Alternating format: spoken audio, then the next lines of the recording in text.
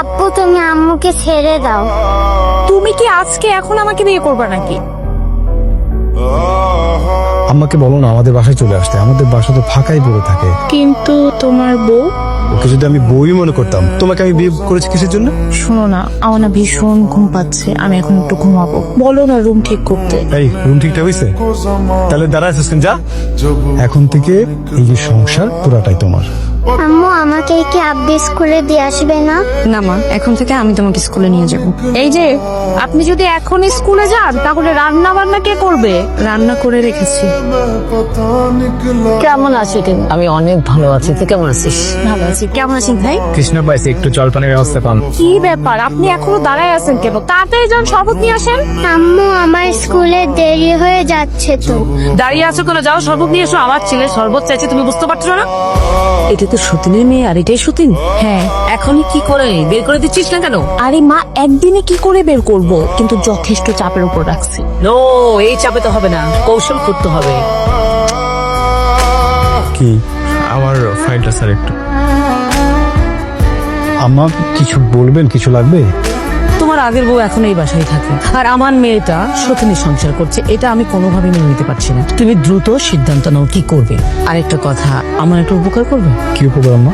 না, অনেকদিন আগে আমি একটা ডায়মন্ডের হার বানিয়েছিলাম, মানে অর্ডার করেছিলাম। ভাবছিলাম তোমাদের অনুষ্ঠানে আমি আমার একমাত্র মেয়েকে সুন্দর করে সাজিয়ে পরিয়ে দেবো, কিন্তু একটু ঝামেলা হয়ে গেছে। কি জানো আম্মা? আমি যখন গহনাটা অর্ডার করি তখন কিছু টাকা বাকি ছিল, 1,00,000-2,00,000 টাকাটা তো পরিশোধ করতে হবে, তাই না? ঠিক আছে আম্মা, আমি আপনাকে টাকাটা দিব, আপনি কোনো টেনশন নেবেন না। প্লিজ আম্মা ঘুমাতে যান, আপনি এমনিতেই অসুস্থ থাকেন। Thank you. দুলা ভাই, কি সব আজব প্রাণী যে ঘরের মধ্যে পোষেন, আর ও তো বড় হয়ে আপনার বিপক্ষে কথা বলবে। সাপের বাচ্চা তো সাপই হয়, বড় হয়ে ছোবলো দিকে। বড় হওয়ার আগেই এগুলার দুধ কলা দেওয়া পোষাটা বন্ধ করে। খবরদার, আপনি কাকে সাপের বাচ্চা বলছেন? ও সাপের বাচ্চা না, ও এই বাড়ির মেয়ে। আপনাদের চাইতে ওর এখানে বেশি অধিকার। আমি এখনই তুলিকে নিয়ে বেরোয় যাবো, কিন্তু একটা কথা মনে রাখ, আজকে এই বাড়ি থেকে আমার মেয়েটা না খেয়ে বেবিতেছে। স্যার, আপনি তো ঘুষ খাওয়ার ভিডিও ভাইরাল, আপনি কিন্তু অফিসে আইছেন না স্যার। ম্যানেজার আপনারে বরখাস্ত করছে আর থানায় রিভিউ করছে পুলিশ এসে। আরে দুলা ভাই তো ঘুষ খাইছে, এই ভিডিও দেখতেছি ভাইরাল, ওর চাকরিও না, আবার পুলিশও খুঁজতেছে। কি বলিস? এই যে দেখো। আম্মা এখন কি হবে আমার? কি হবে? এই বাসা থেকে পালাতে হবে, এখানে থাকা যাবে না।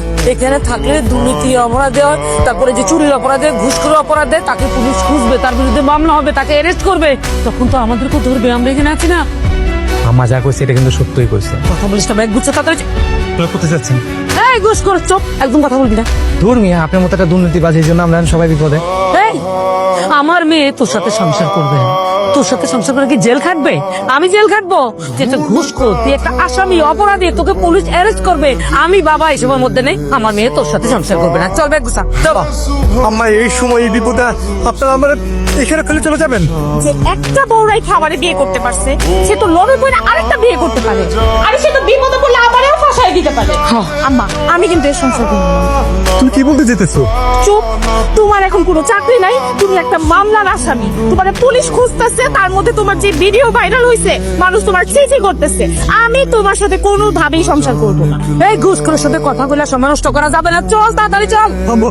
আপনারা স্যার আমার কেউ না, আমার আপনার বাসা আমার লোকের জায়গা নেই, বাসা पता निकला, पता चला कि गलत लेके मैं पता निकला, मैं ढूंढने को তুলি, आने में কি রে তুলি, निकला, তোর পড়া হয়েছে? मैं ढूंढने হাতে নিচে কি দাও? মা খাটের নিচে আব্বু। কি করছ তুই? को